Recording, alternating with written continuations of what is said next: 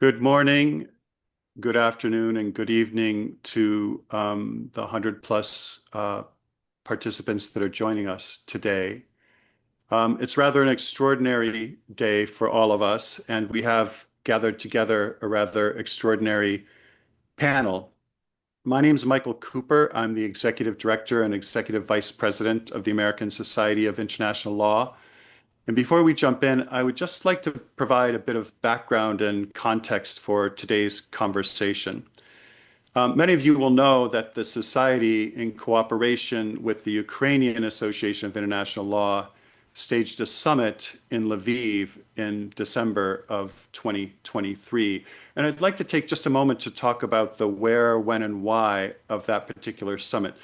The, the the when was driven by the fact that December 9th and December 10th were extraordinary days on the international law calendar. December 9th, 2023, marked the 75th anniversary of the Genocide Convention, and the following day, December 10th, the 75th anniversary of the Universal Declaration of Human Rights. Both of these documents have deep ties to Lviv, and in particular, the law school in Lviv. Raphael Lemkin was the person who gathered the evidence of genocide by the Nazis and, in fact, coined the very term genocide and championed the Genocide Convention through the General Assembly of the United Nations. Sir Hersh Lauderpact wrote the International Bill of the Rights of Man, which laid the groundwork for the UDHR. So for those reasons, historically, we felt it was important to go back to Lviv and consider all of the expertise and the contributions that have been made by students of that university. But also, it was almost 2 years into the large-scale invasion of Russia into Ukraine, and we wanted to both show solidarity with our Ukrainian brothers and sisters in their struggle to defend international law, but also to engage with them on very complex issues of international law. We identified 10 issues and had an enormous and an incredible exchange of views and expertise on those issues, which was really helpful. So, as I mentioned, today also marks the 4-year anniversary of Russia's large-scale invasion of Ukraine. I use that adjective large scale because, of course, the actual invasion began well before that, at least in 2014. And the struggle for control of Ukraine obviously predates that. I won't even attempt to establish day zero with respect to that struggle. But all that background brings us together today to consider what has changed on the face of international law over the last 4 years and over the last couple of years since our summit in particular. So before we jump in, I want to quickly thank Svetlana Starosvit and the whole Tiller House team for helping us pull this event together. Svetlana is our International Law Fellow. I also want to thank our Ukrainian friends, the experts who've joined us today, many of whom, by the way, all of whom, I should say, are directly involved in this struggle, either from an academic perspective or representing Ukraine before international tribunals, or appointed to various bodies by President Zelensky himself. So I'd also like to talk for just a quick moment about today's format. So we have a large number of speakers. This is sort of unusual for us. We usually will have 3 or 4 speakers doing 10 or 15 minutes each and then a Q&A. But here we'd like to have a sort of an open mic roundtable. And I would invite all of our speakers to jump in with any questions or comments that they may have along the way. I have circulated some rather open-ended questions in advance, and we'll call on a few people, but I do hope that we'll have a lively discussion, and everybody should feel free to jump in when they think that they can make an important contribution. I'm sure all of you can make important contributions. We've divided the themes into 3 areas. The first theme that we're going to approach is called accountability and justice. I think we'll spend the majority of our time there, but we're also going to touch on some economic, political, and territorial dimensions of what's happening right now. And then finally, the third theme is the implications of what's happening in Ukraine for the broader international legal order.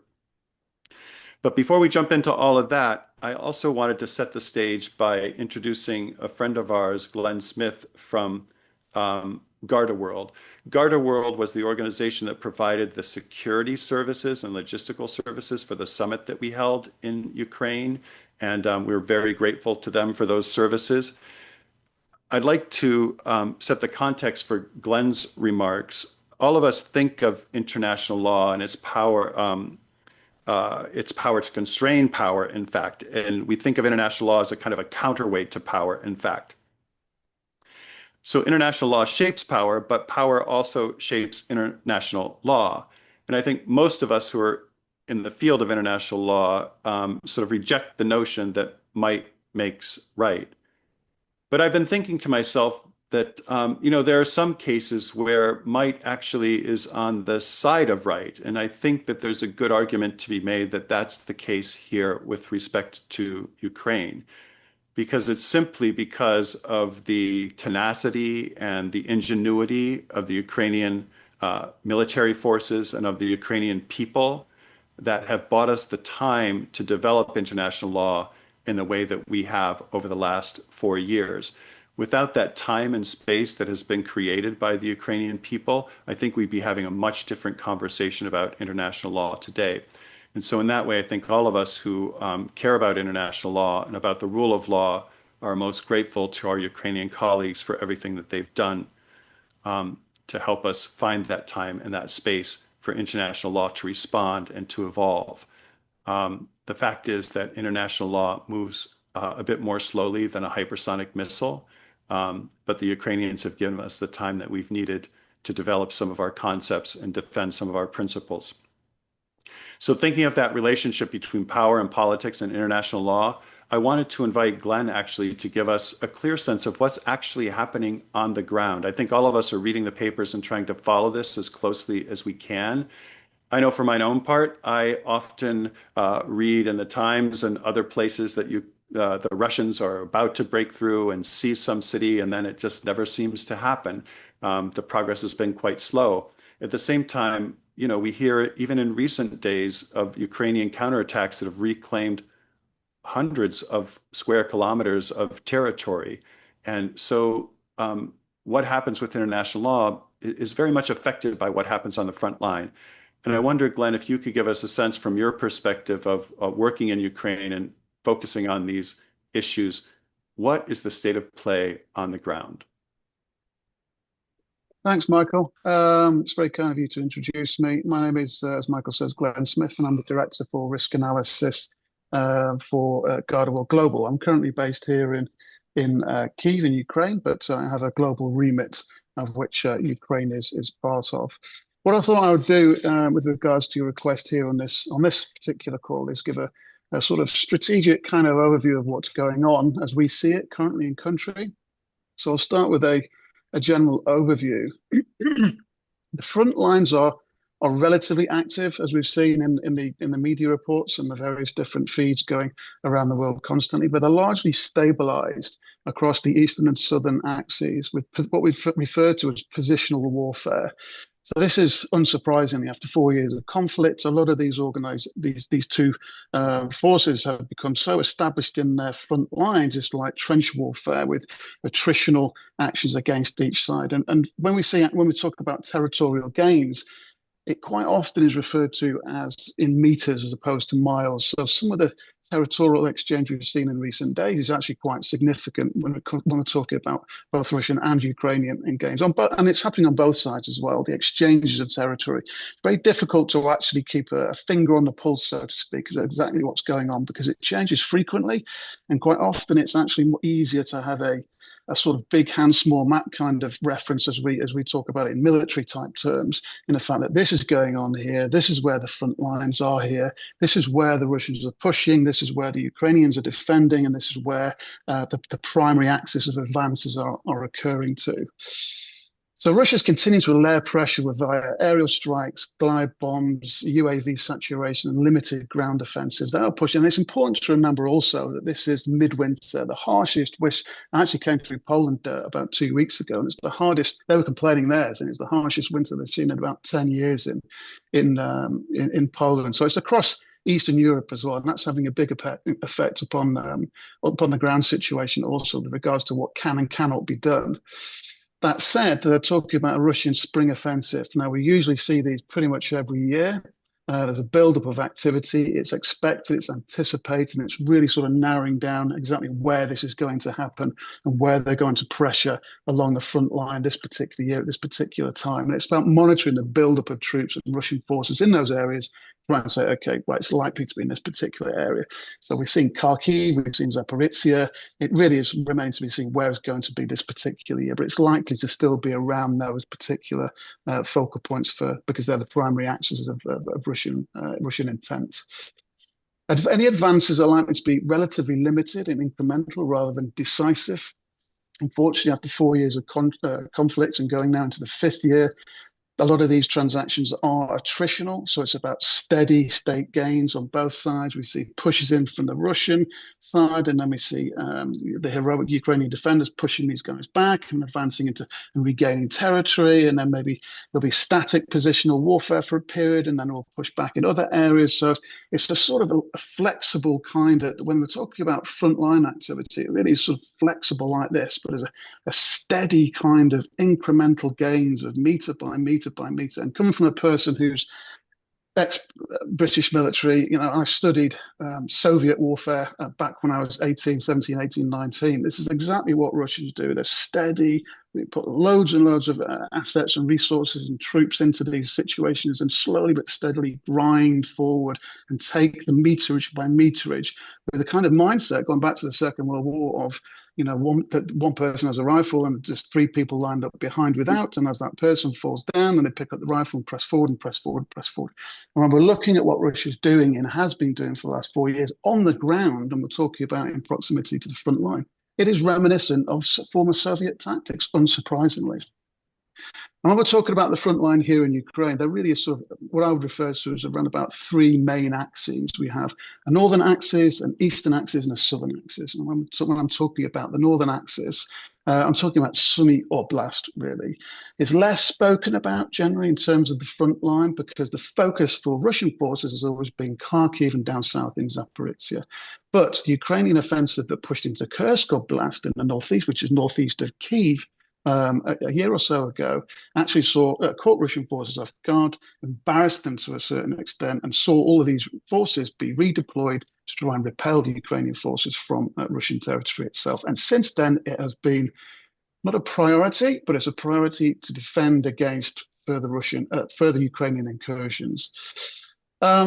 What's changed in that particular area the last sort of month or so, I would say, and it is sort of things change fairly on a granular scale. Things can change and tactics can change fairly regularly as the various forces trying to push and gain territorial advantage. So what we've seen in the likes of Sumy Oblast is that, in talking now in the last sort of month or so, is that Russian forces have spread to the north and south of Sumy, and they're pressuring into previously dormant areas in order to try and stretch Ukrainian defenders. Their primary aim is still the original point of conflict, but because we've got that static warfare where each side knows what they're trying to do, somebody has to do something to try and break it. And what the Russians are currently doing is Sumy Oblast is deploying to areas that have not previously been the focal points of attention, pressuring those, hoping that they're going to stretch the Ukrainian defenders, and then they will push through with their primary intent in that area, which when it comes to Sumy, is to push through and create around about a 10K buffer zone, as they refer to it, inside Ukrainian territory. And that really is to try and prevent Ukrainian forces from pressing further into Russian territory. And that's what I'm talking about really when I'm referring to the northern axis. It's that particular area. It's the northeast of Ukraine, and it's around about Sumy Oblast, just to the north of Kharkiv. Then we go into the eastern axis, which is sort of Kharkiv, Luhansk, Donetsk, and the Donbass in general. And the most intense fighting of the conflict has been going on around here and is still going on around here. It's concentrated in Donetsk, which is just to the north of Mariupol in the southeast, and Kupiansk, which is just to the east of Kharkiv, pushing out towards the Russian border at that point. We're seeing sustained artillery, drone warfare, glide bombs, sniper warfare. This is proper full-on conventional military warfare with all the developments of technology that go along with that as well. So we're seeing, the use of drones in Ukraine really has seen such a development in modern conventional warfare. It's phenomenal. The rapid development, these kinds of unmanned systems. It really is phenomenal to be a part of and see the development of those systems. And it's the future of warfare. Ukraine sadly is seeing the development of these systems at such a pace that it's quite clear to see how warfare, conventional military warfare going forward is going to roll out around the world, because that is being tried and proven, tested here in Ukraine, and continues to as we speak right now. We're seeing a continued Russian rhetoric about the establishment of a buffer zone. They use that term fairly frequently, buffer zones. And they've used it a lot I'd say for around about 12 to 18 months in regards to Kharkiv in the east, about establishing a buffer zone with Russia to prevent further incursions into Russian territory as they see it. Actually, what we suspect they're trying to do, and are very keen to do, is to press forward towards Kharkiv city, to get to within 20 kilometers, so that they can then start to bombard the city with sustained artillery bombardments, which is what they do. Russian Soviet tactics is to press forward, overwhelm, and then bombard and actually swamp an area with artillery, reduce it to rubble, and then press forward and dominate. It's standard Russian tactics. So this buffer zone that they're referring to is actually likely to be an attempt to push forward and take over Kharkiv city itself. And then when we're talking about towards the southern axis, this really has been quite static for some period. And when we're talking about incremental gains, this is where they are, particularly around to the south of Zaporizhia. You're talking about in the peak of the combat season. So we're looking at sort of late spring and summer. Last year specifically, I was reading about, we were talking about meters that were going towards Russian gains, and then Ukrainians were repelling the meters, and that was go on for weeks and months. So the amounts of attritional warfare and positional warfare and these static kind of, and I use the term static lightly because it's slight pushes, and then it's defenders pushing, and then it's the offenders pushing, and then it's defenders pushing. So it's sort of flexible. It bounces and moves, but there is a steady and relentless push from Russians into these areas, which is why it's so impressive that Ukrainian defenders have managed to gain territory in recent days. They are pushing the Russians back in certain areas, and it is very, very positive in light of this huge Russian machine that is there, relentlessly trying to press forward with ever more manpower and machinery and weapons against the front line.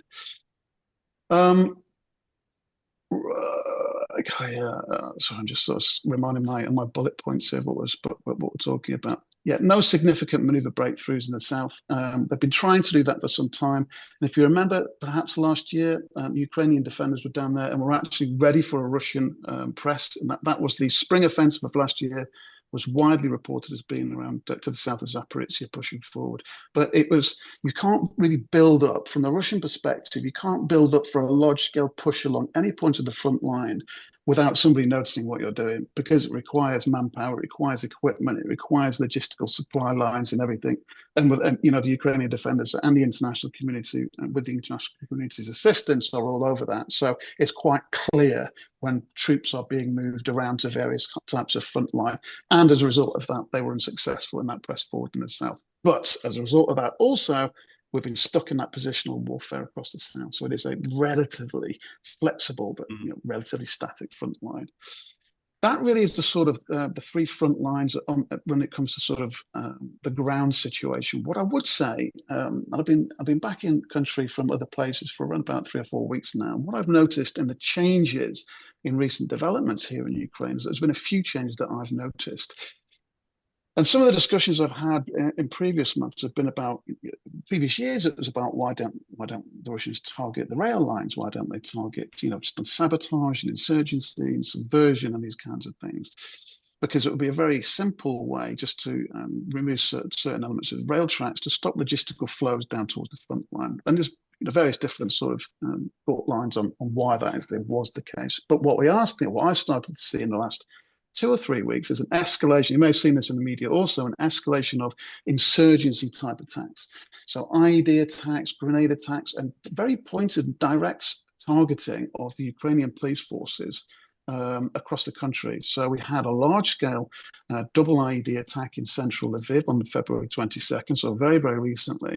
And then that incurred 1 death of a young police officer, and I think it was about 25 wounded, primarily focused on the police itself. It was 0030 hours, so just past curfew.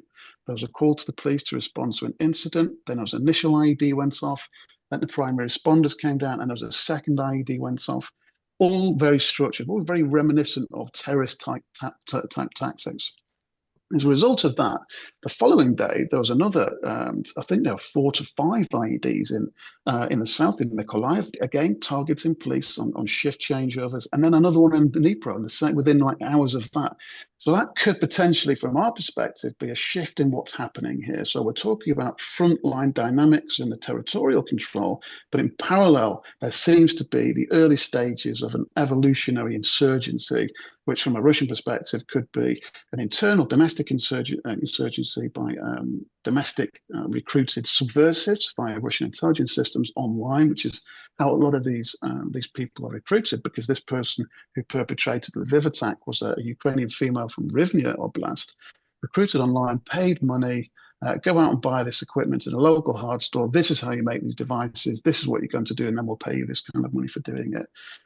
And she said she just wanted to pay off some debts. That's why she did it. And desperate people quite often do desperate things. So that's something that I'm particularly concerned about currently. I have the frontline and conventional warfare to be concerned about, and I also have what I consider to be a developing insurgency, a domestic kind of subversive underlying element with regards to IEDs and assassinations and the targeting of internal security forces rising in parallel, which is a completely different dynamic for Ukraine and would change a lot of the operational procedures and the way we go about business here in Ukraine if it goes down that line. That's Um, oh, sorry, Glenn, I don't sorry. want to cut you off, but I had a question. I don't know if others have questions, but one question that comes to my mind as you're speaking is, as I'm following the news on this, I see three sort of primary narratives. So one narrative is that the Russians are making incremental gains and eventually will accomplish all their goals. It's the narrative of inevitability of the Russians, Yeah, right? Their staying power. I think the second narrative is that it's a static conflict. You've used that word a few times, and it's just stuck in one place, and it's going to go back, waver back and forth a little bit, but we're kind of stuck in a place, and we can be stuck there for years. And then the third narrative I hear is that maybe in some ways time is on Ukraine's side because of the high attrition rates that they've been able to exact upon the Russian forces, and there's starting to be some narrative that maybe Russia can't really last out Ukraine because of how effective Ukrainians have been.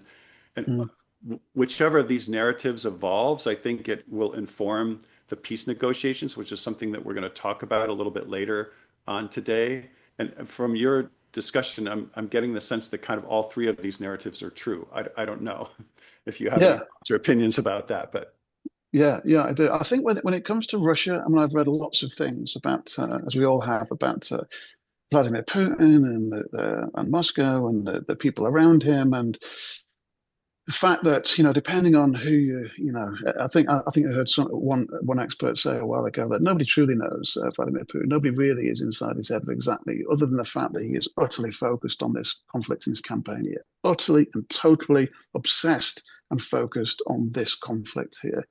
And when it comes to his own domestic populace, and we're talking about manpower and attrition, he allegedly doesn't particularly value the lives of the average Russian as highly as those who are perhaps influential oligarchs around about in Moscow and the likes. They have to him they are the people of note, the people that he wishes to engage with. And when it comes to his obsession with Ukraine,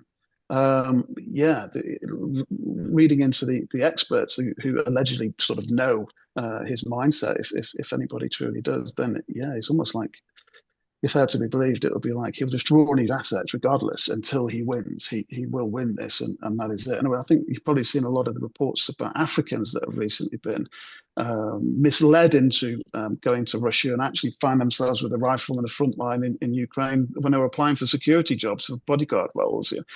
So it's a complicated network and web here with regards to specifically with regards to manpower, attrition, and level of effort. But they are certainly losing an awful lot more people yeah. than Ukraine. How deep those pockets are and how far he's willing to go to facilitate that, I think, remains to be seen.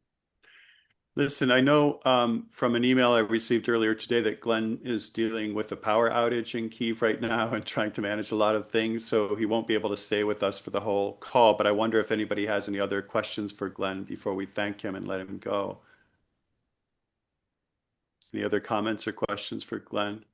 Okay, thanks, Glenn. That was really helpful to get a sense of what's happening on the ground because it does directly affect what's happening in our space as well. So we really appreciate the time that you've spent with us, and we're eternally grateful to Garda World for all the help and assistance they gave us for our summit back in 2023. So please take our regards back to your team. Thanks, Michael. Pleasure to speak again. If anybody has any sudden mind bolts after this call and thinks I wish I'd asked this or that, please do reach out. I'm always at the end of a computer or an email or whatever. Thanks very much for your time. Great. Thanks so much, Glenn. Thank you. Bye-bye. Cheers. Well, we've heard a little bit about the evolution of the facts on the ground and the current state of play. I'd like to kind of look back just for a moment now and to ask a sort of a framing question for all of us. And I'll turn, if I could, first to Olga and then maybe to Harold and then anyone else that wants to jump in. So when we gathered in Lviv in December 2023, it's nearly 2 years into the full-scale invasion. What were your greatest concerns and hopes, Olga, at that point in time for the international legal response? And looking back now, 4 years later, on the anniversary of the full-scale invasion, what surprised you the most, either positively or negatively, about where we are today? Thank you, Mike. Thank you, Mike. And it's a great pleasure for me to be here and to see all of you. I'm grateful to American Society for organizing this event and for all of you. And it's a really great pleasure for me to see you here. When I remember that time when we were in Lviv, at that time, maybe the main concern of mine was not to let political and economic interests to replace legal values, not to tolerate international crimes due to economic and political benefits. I would say that to some extent this concern came true. But as well, the main hopes were to establish effective international mechanisms, international legal mechanisms, which also partly came true. Now we can see the number of judgments of international courts in this domain. We can see system of sanctions against aggressor, establishment of tribunal on aggression, register for damages, and many, many other steps which are really very supportive here. The main disappointment for me from that time till today is the change of rhetoric, from restoring the justice and the rule of law. You remember that the summit in Lviv was called Stay Strong for the Rule of Law. So now you see just starting from 2024, maybe from the very next year after our summit, we see the replacement of rhetoric from the rule of law, restoring the justice, restoring the rule of international law to end or to finish the war. We all know that the ending of war, the finish of war, not always means restoring of justice and restoring the trust in international law. Also, during last 2 years, we may see main victims of this process, main victims of Russian aggression. I would say that these main victims crystallized through these years or singled out through these years. And here I would like to list 3 main victims of this Russian aggression and of aggressive war of Russia. I will name them in order from general to particular. So the first and the main victim is international law itself. As a result of Russia's provocative violation of international law and its actions to neglect to level the basic international legal principles, international law has faced a threat, and maybe it has faced such a threat for the very first time in its contemporary or modern development. There have been no examples of such one-time and complete devaluation of all fundamental principles of international law, starting from the principles of the UN Charter, ending with all other international legal instruments. This also includes a violation of the erga omnes rules. So the first victim is international law itself. The next one is international legal order, or the system of universal and of European regional security, collective security systems, universal and European. Russia's aggression of 2014 was actually supported by this policy of the appeasement of aggressor. Due to that, Russia destroyed the Yalta-Potsdam system and the security system within the framework of the UN Charter. Also, I would add that this was done for the very first time since the World War II. And finally, the third victim is Ukraine, as a victim of Russia and as a victim of Russian aggression. Here, I would add that Ukraine is not a victim of Russia, but also of its officially unformulated but actually existing coalition. Now there is, it's evident that the coalition of Russia's allies exist. First of all, that is Belarus, which is obvious, which Belarus started also supported Russian aggression against Ukraine, and due to the UN resolution on definition of aggression, also Belarus committed this aggression. But also, we may speak here about Iran, North Korea, maybe some other countries. The existence of such coalition is also not recognized officially. I think that is the same mistake as the policy of appeasement of aggressor. So here, international law should give the answer to the issue. We see different countries, several countries, which support this aggression. And I think that today, due our discussion, due our conversation, we may look to the possibilities of these three victims to respond to the aggressive war and to restore their rights, to restore their position. So these are international law, international legal order, or systems of international security, and Ukraine itself as a victim of aggression.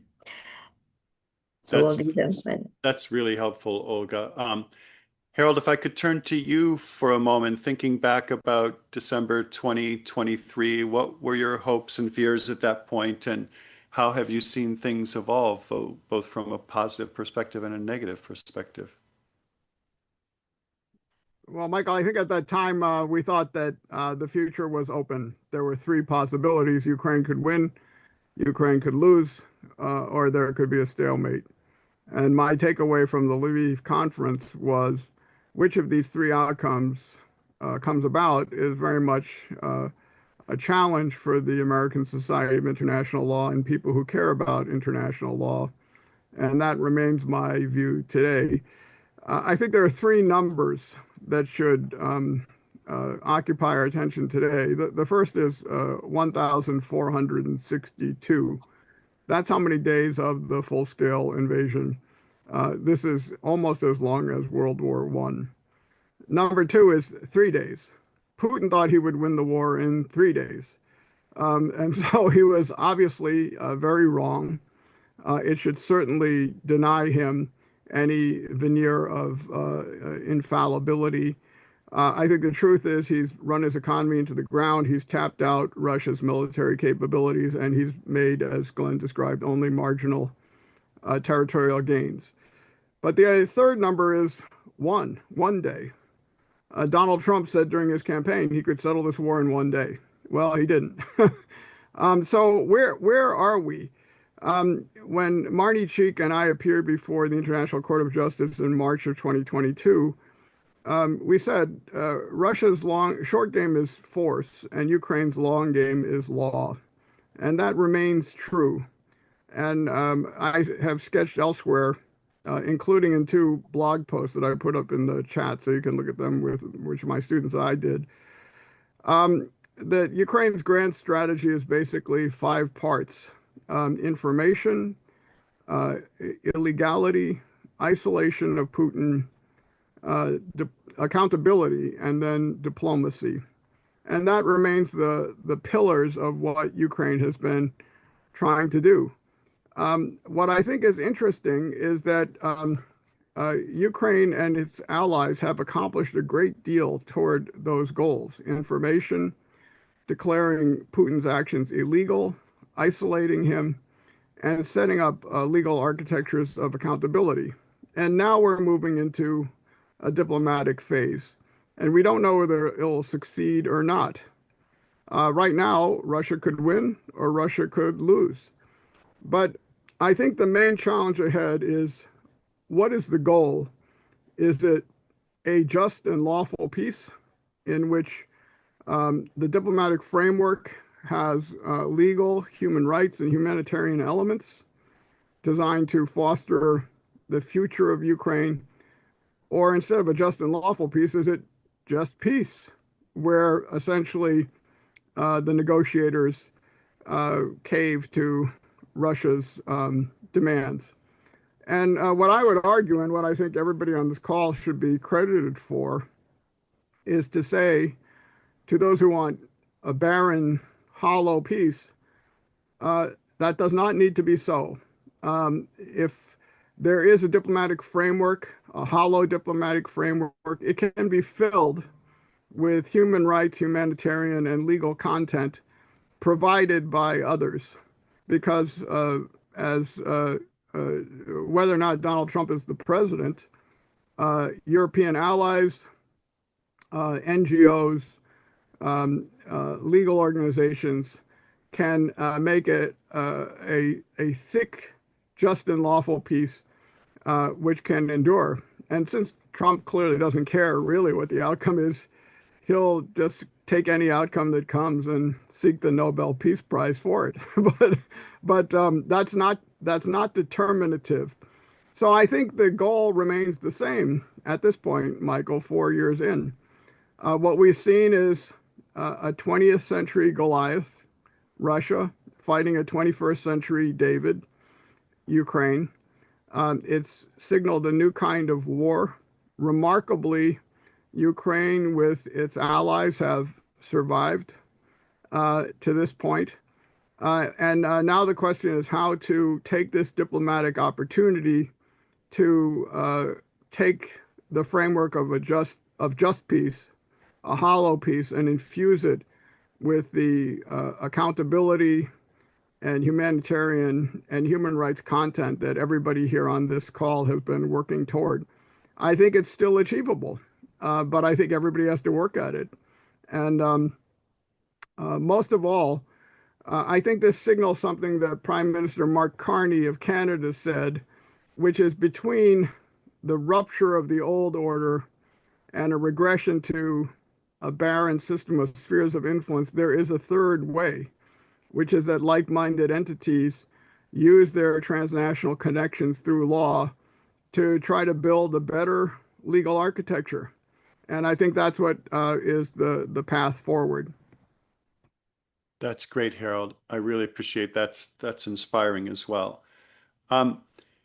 I want to turn now to our first theme of accountability and justice. And I know that many of you have been involved in the crime against aggression issue, and I want to talk about that. But I think before I do that, we have one speaker, Jessica, who actually has a prior commitment and won't be able to stay with us much longer. So I think what I'm going to do is jump to one topic where she has some specific expertise.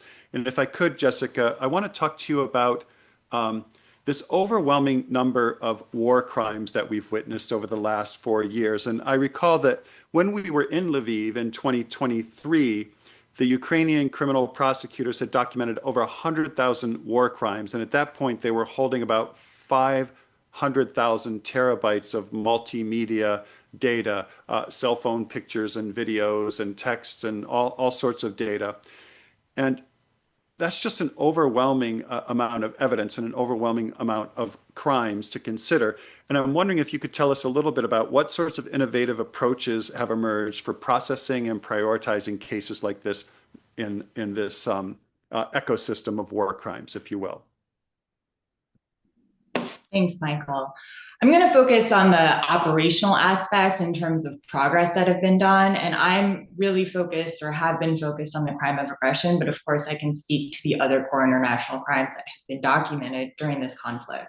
Yeah. So I want to highlight kind of two interconnected tools that we worked with as the International Center for the Prosecution of the Crime of Aggression, because that also really focused on work with the Ukrainian Prosecutor General's office given that a number of my colleagues came from that office, as well as other Ukrainian agencies. So that's a unique judicial hub that's embedded within the EU Agency for Criminal Justice in The Hague. And when I was a part of it, because when the US was a part of it, we worked side by side to coordinate investigations, but also to collect, secure, and analyze critical evidence, like the huge amount and number that you just mentioned. And what that fed into was a new database that's housed now at Eurojust, which is called the Core International Crimes Evidence Database, commonly known as the CSED. And what the CSED is, it's a centralized, secure evidence repository that's managed by Eurojust that preserves and stores and enables analysis of evidence relevant to these atrocity crimes, including aggression. It now contains over 10,000 pieces of evidence from 17 countries. So that supports not only national investigations into the crime of aggression and other atrocity crimes, but it also supports, of course, what the ICPA is working on. And importantly, any country can submit evidence into the CSED. What that will help do is progress into the future what we're seeing has been done here by Ukraine and other coalition partners.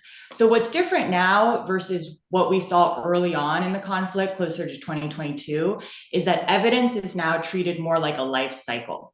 So there's intake, verification, linkage, goes to a charging strategy, disclosure, rather than a one-off upload, which is how we're seeing the evolution of accountability and general prosecutorial strategies towards prosecuting atrocity crimes.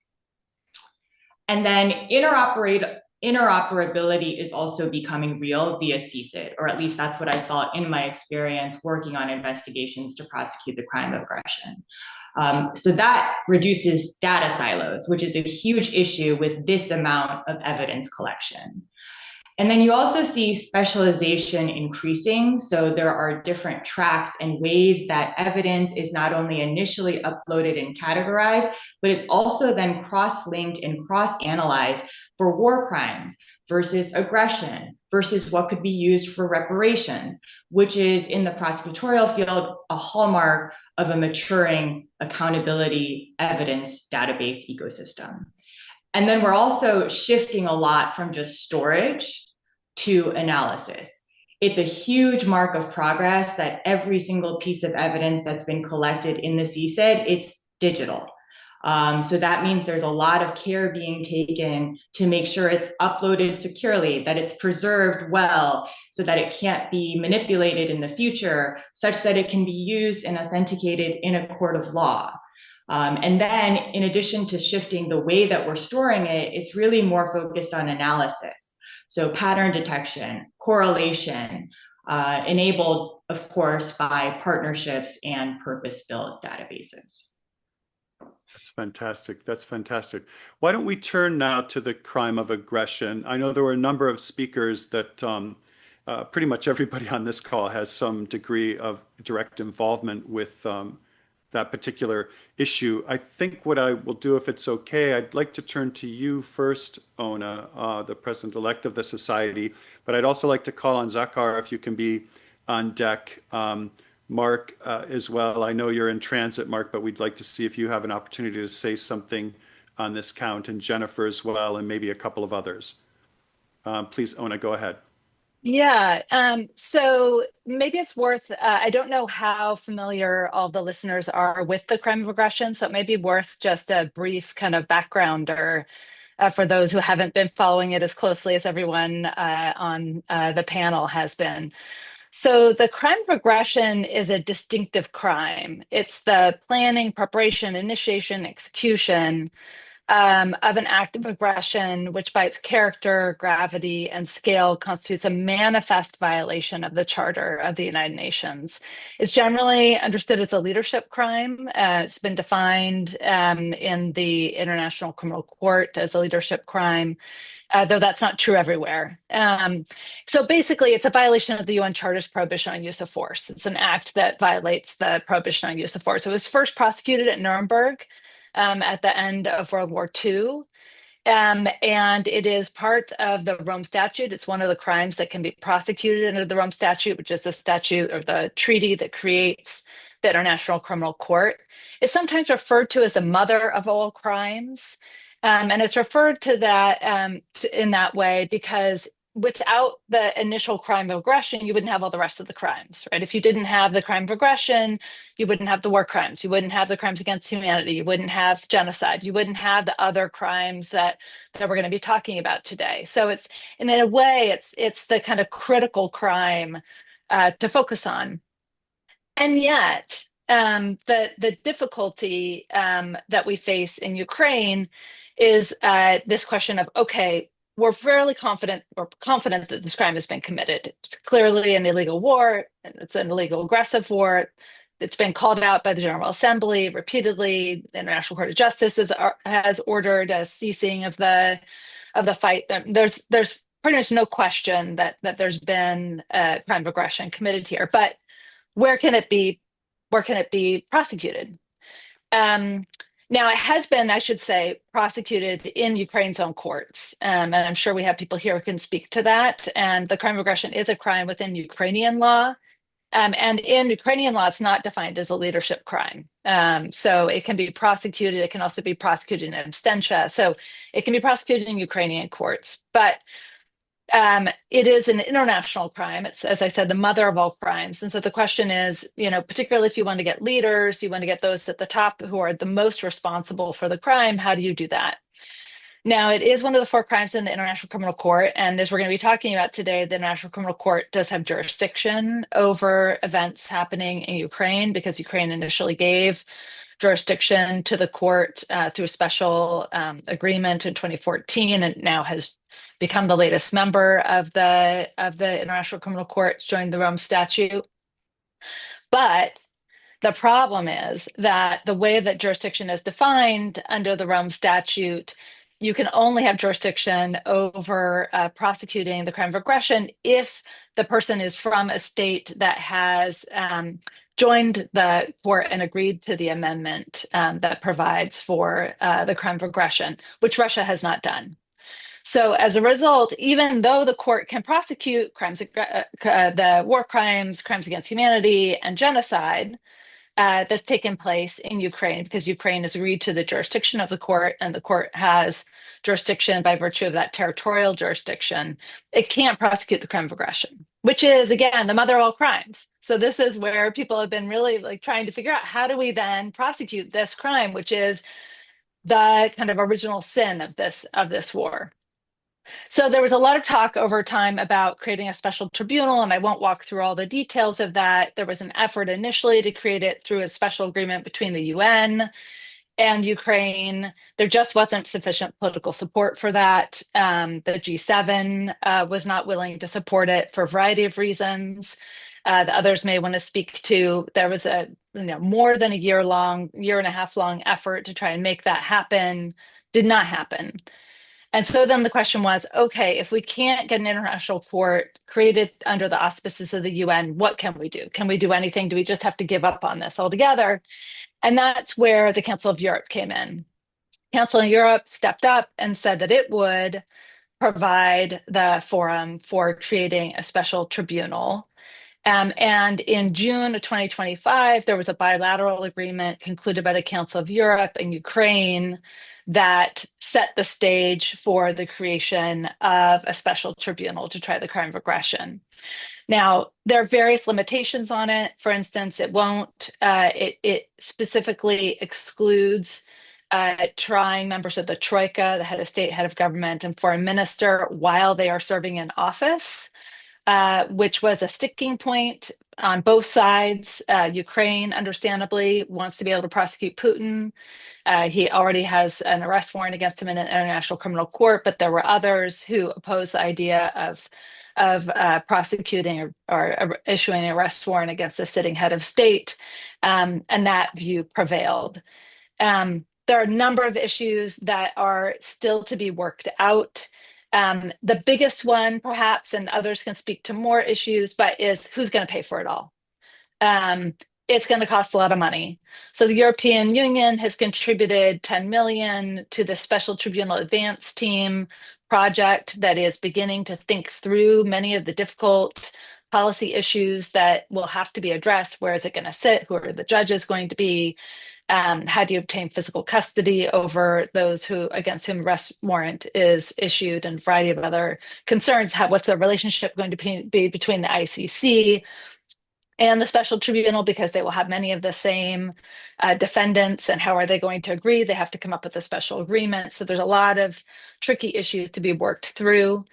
But it's going to take a lot more money than that. And at a time when everybody is cash strapped and the US has stepped back, and Ukraine is still trying to fight the war and needs money to do that, the question of where's the money going to come from remains a pretty important issue. So maybe I'll stop there. There's lots more to be said, but there are many people here who can say it. So no, that's a great primer, Ona. Thank you for that.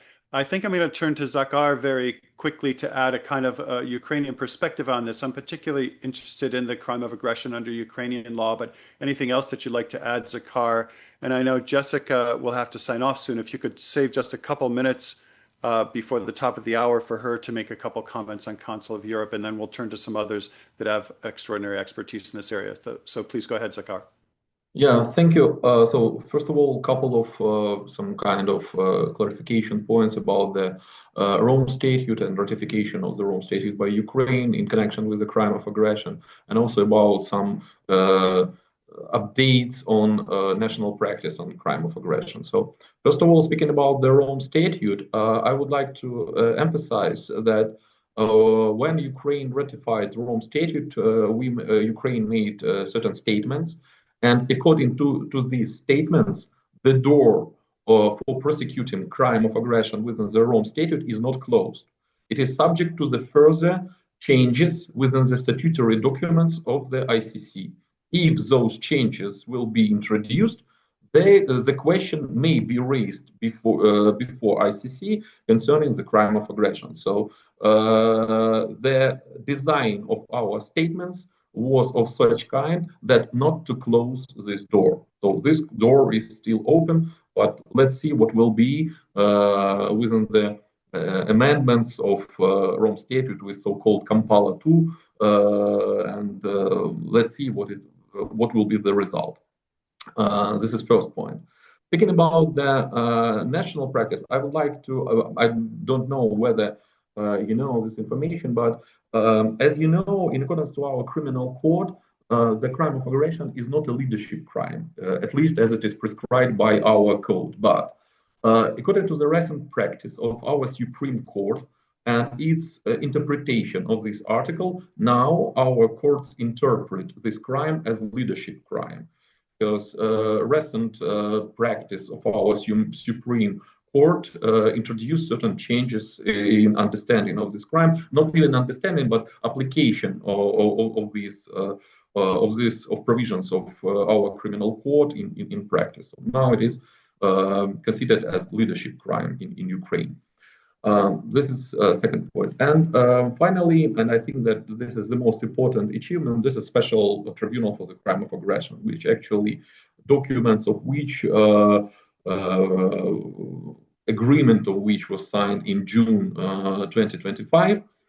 I think that when we are talking about the crime of aggression against Ukraine, now actually we can say not even how, but when, because all documents actually are signed, and we are simply waiting when they will be signed or joined by other states, when they will be ratified, and now we are in the process of implementation of those documents.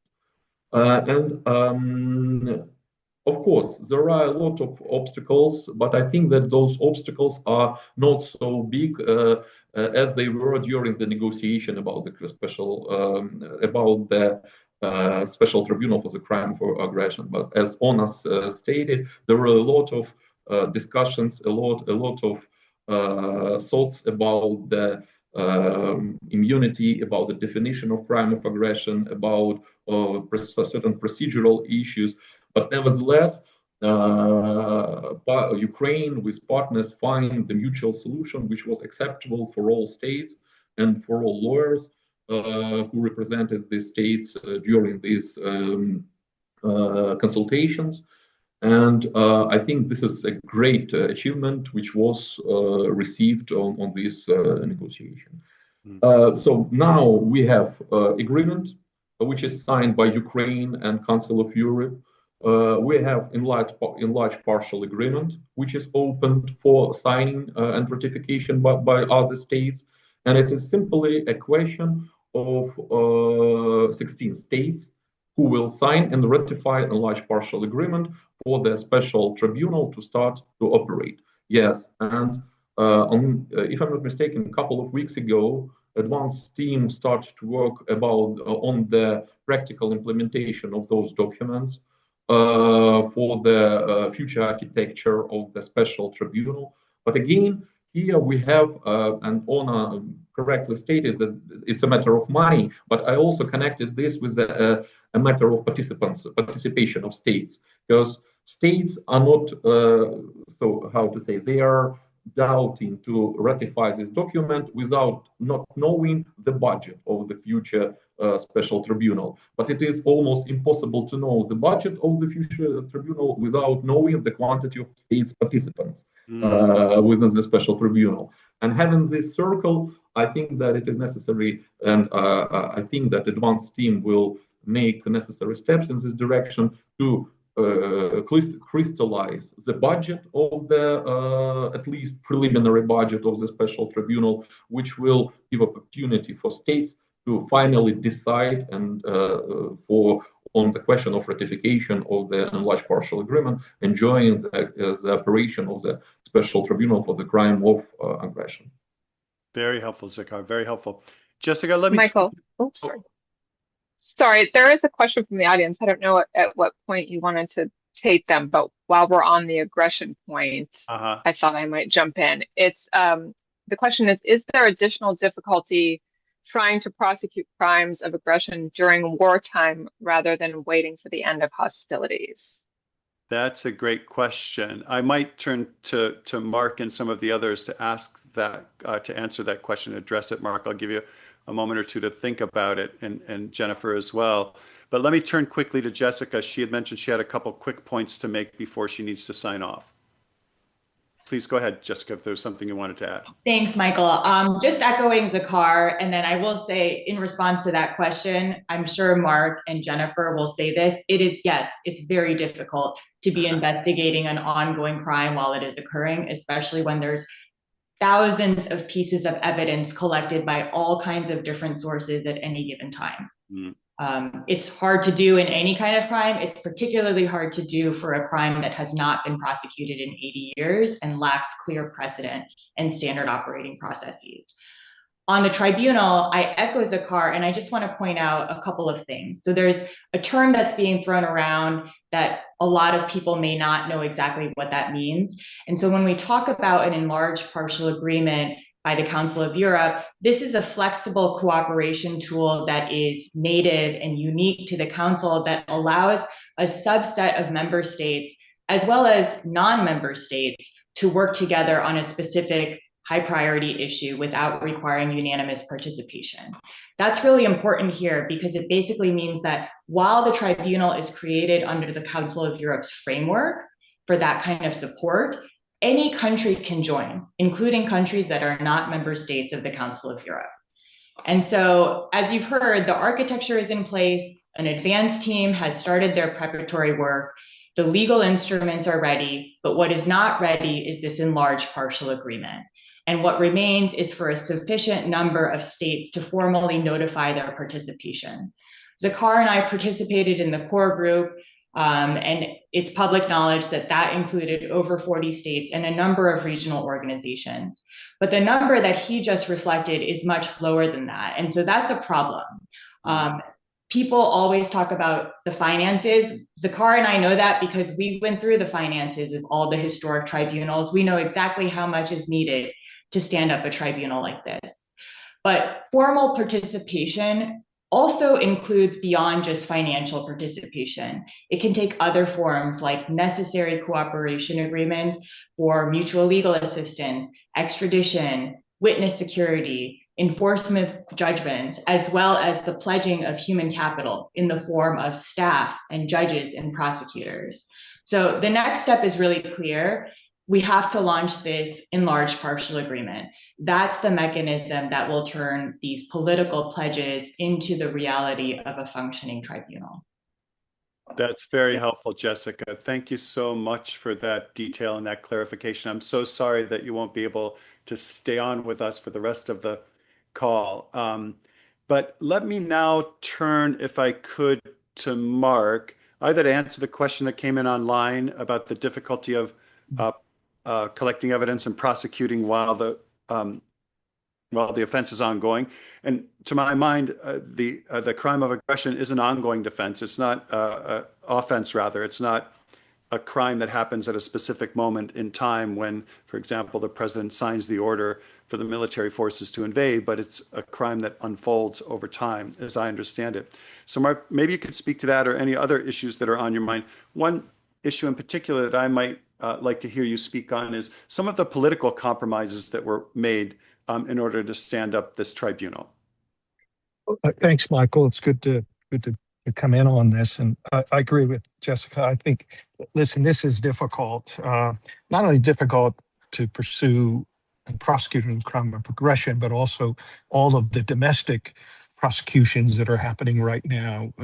You alluded to that earlier in the sense of the number of war crimes cases, and it's very complicated, but nonetheless, it's moving forward. It is advancing, and on this special tribunal for the crime of aggression, it is fairly remarkable in my mind that this whole concept, this idea of a tribunal, 3.5 years ago, it really wasn't even in play. There was some general discussion, but it was not even taken seriously. So if you think that within 3 years, that the Council of Europe and other countries and Ukraine has now established the statute, the agreement, and in fact has moved forward with these phased approaches to have a fully fledged tribunal, I think is quite remarkable. And I think that helps. I think it helps because, as has been indicated, it's complicated. We haven't seen anything like this in 80 years. And so this gives some time. And that's exactly why Ukraine had suggested this phased approach, to buy some time, particularly on what has already been discussed on the financial side. So this enlarged partial agreement, more than anything else, is kind of what the financial commitment is going to be. I think it's important to note that we talk about the Council of Europe, but in the core group that went beyond European countries, and Ukraine is absolutely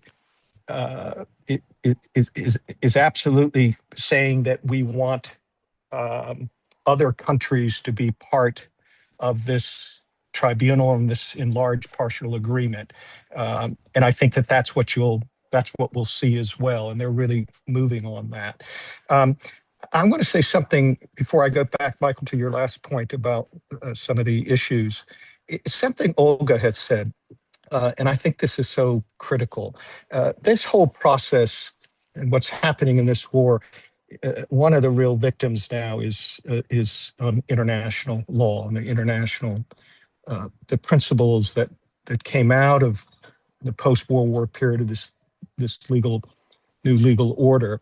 And that's what that is really what is at stake here. So this tribunal to me is so critical because we're talking about this crime that's embedded in the charter. We just recognize, we just marked the 80th anniversary of that.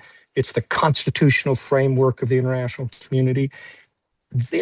Russia's trying to rewrite that framework.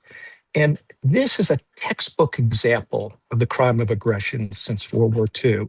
And if we can't, if we're not going to be able to pursue this, then we are going to forever, I think, permanently normalize this crime. So I think the stakes could not be higher. And this is where the political willingness now is key, because the structure is there. I think it's a very solid structure for this tribunal. It's not perfect, and Ona had mentioned about the issue of pursuing, of having to delay any pursuit against the Troika. I think that's true. There's trials in absentia, though, in other non-Troika scenarios, and that too, I think, can be somewhat controversial. But this statute clearly says it does not recognize head of state immunity. That's in Article 4, I think.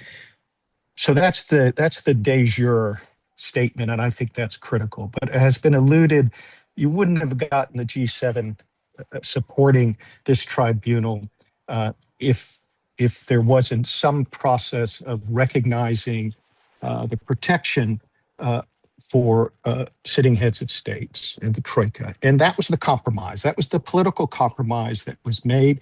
And I think it was a necessary one, or we wouldn't have the tribunal. So now we're just at this stage where we have these stage phases with the advanced team that has been mentioned, and within 2 years, you'll start working on the skeleton tribunal. That's when you really get into the framework of building this tribunal. But that's going to require at that time a number of states to come in either as full or associate members through this enlarged partial agreement. It's the political part now that is critical. And if that succeeds, then you'll move into a fully fledged tribunal. But again, that's not going to happen anytime soon. That too will take some time. I suspect it could be 4 years, even 5 years, perhaps. But the fact that there has been agreement to move this forward, I think, is a major step for international law and major step for bringing justice to Ukraine on this crime of aggression. Thank you. Thanks so much, Mark. Look, I'm going to turn to Jennifer, and then if anybody else wants to make a comment on crime of aggression, I know it's a hot topic for all of us. But Jennifer, you've done some very deep thinking on this issue as well. In fact, I understand you may have a book coming out on crime of aggression and Russia's invasion quite soon. And so we've heard a lot already about the crime of aggression, but please do add any additional thoughts that you might have. Thank you. Yeah, thanks, Michael. Thanks so much. I do have a book coming out on this topic, and I guess I want to just echo the other speakers on how crucial it is to prosecute not only in this instance, but the crime more broadly. The crime requires, as Ona laid out, a manifest charter violation. Well, it looks in spades that we've had that. And then if we don't use it now, why do we have this crime? I was in the negotiations to define the crime that went into the Rome Statute. It took about 10 years. It's a very solid definition, and it's based on UN Charter Article 2.4. So it's basically enforcing the UN Charter. Ona laid out the gap in ICC jurisdiction. Zakar mentioned the ICC in future might gain jurisdiction, but powerful states quashed our negotiations this past summer that I was able to participate in, delaying it till 2029. So I truly hope Russia is not invading Ukraine in 2029, although I would say annexation is a continuing crime should that occur. But negotiations have been put off. So, and that is at the hands of G7 states, and a few others trying to defeat those negotiations.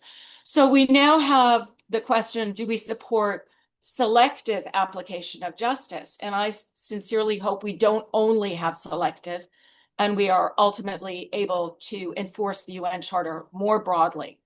But for now, I think it's critical we don't reject selective application of justice. This is a crime of staggering magnitude. And at this point, we need states to, as mentioned, support the enlarged partial agreement, put money behind this, enter into cooperation agreements. You know, I would say the cost is small compared to not supporting the UN Charter. And one of the difficult things is, I think countries have perceived this only matters for Europe. But I truly believe enforcing the UN Charter, Article 2.4, matters for all countries.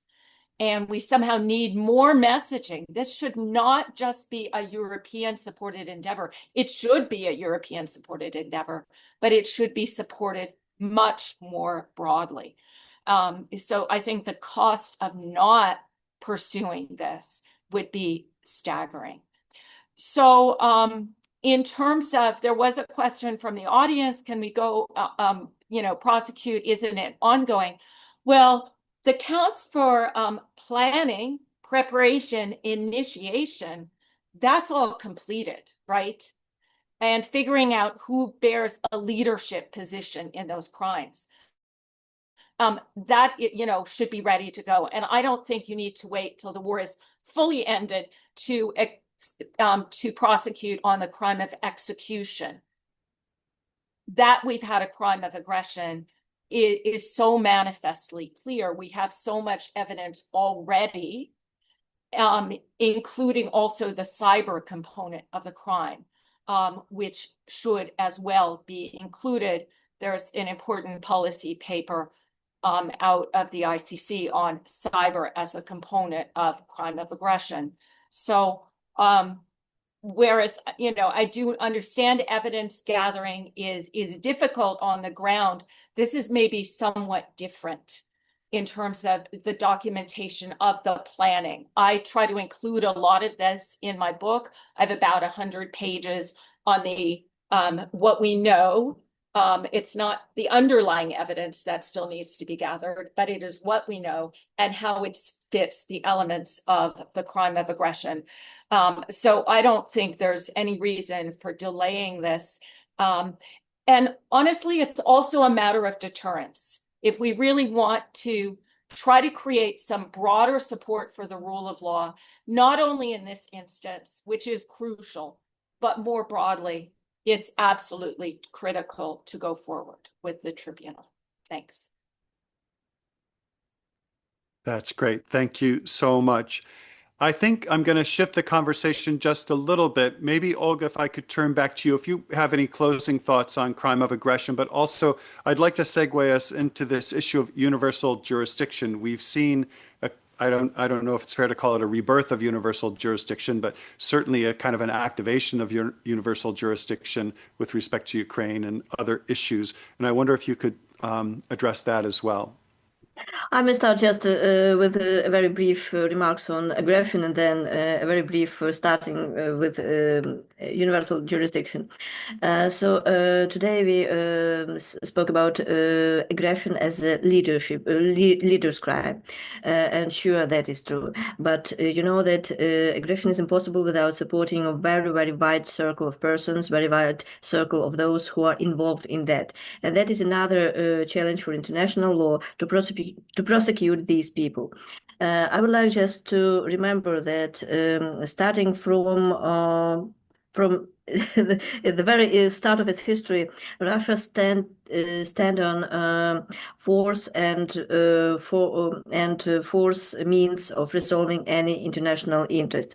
And as to aggression, that's not for the first time in our history that the ideological support of aggression was stand into first place. For example, I would say that even the counselor to the president of Russian Federation compared aggression of Nazi Germany in 1939 with Russian aggression today. So the ground was argumented long before this aggression.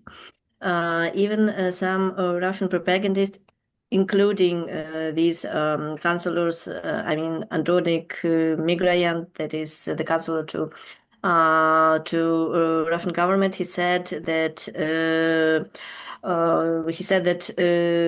he called Hitler as a politician of the highest class who was the collector of lands, and now the situation is repeated when, after the collapse of the Soviet Union, Russia, Americans not ready to integrate Russia into new economic, military, political institutions, and that is the ground for them to start this renewal of the Soviet Union. So another thing, when we speak about aggression, that is the whole circle of those involved in this, of those who made it possible for leaders. Sure, leaders would be prosecuted for aggression. Those who were involved, who make this ground for leaders, they would be prosecuted by other articles, by other for other crimes.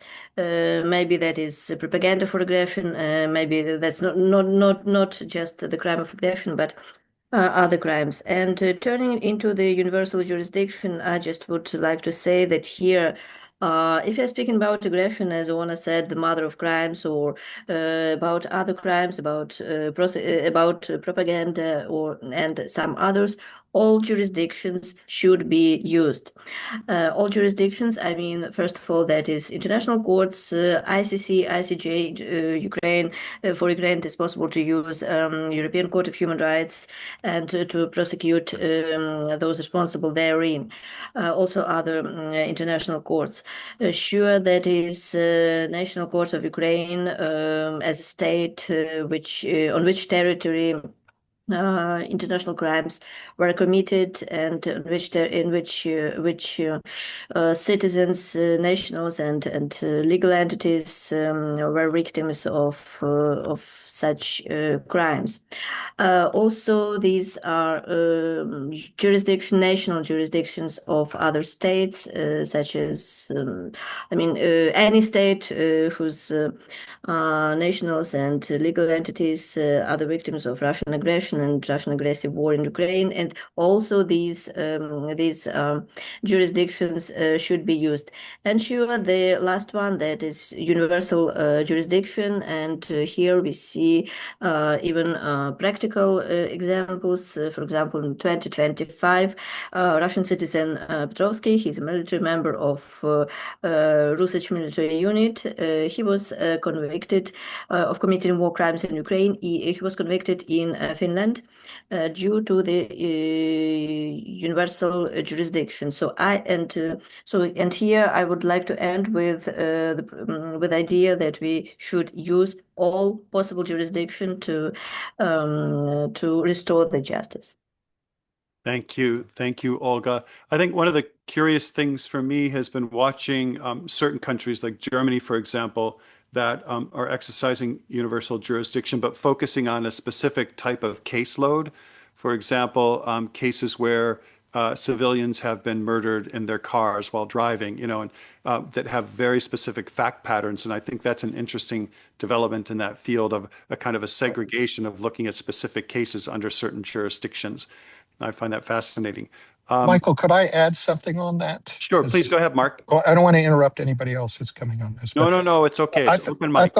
I thought Olga's point was really good. I do want to caution everyone on something on this. I think she's absolutely right. Universal jurisdiction has to be part of this puzzle for international justice, and it can be used. But universal jurisdiction over the past 20 years has been dramatically weakened in most countries. You used to have this absolute jurisdiction, universal jurisdiction, without any need for any type of nexus between the crime or the individual who's committed the crime with the host country.